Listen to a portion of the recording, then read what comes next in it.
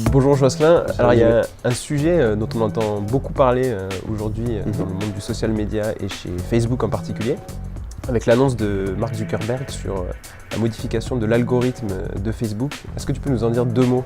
Oui, bien sûr.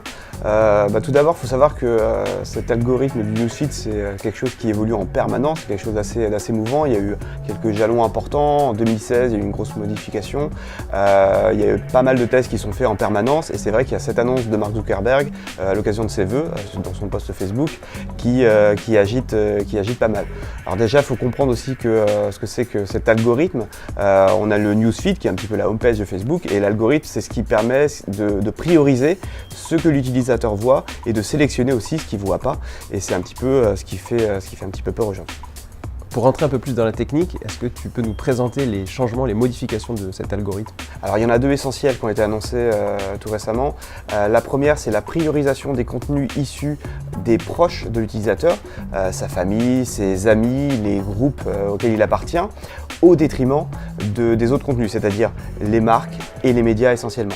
La seconde modification, c'est que Facebook va favoriser les contenus avec lesquels les utilisateurs interagissent. L'idée, c'est vraiment d'enlever un petit peu une consommation passive de Facebook, c'est-à-dire que les contenus avec lesquels vous n'interagissez pas, ceux qu'on ne like pas, ceux qu'on ne commente pas, etc., seront défavorisés par rapport à ceux sur lesquels il y a plus d'interaction.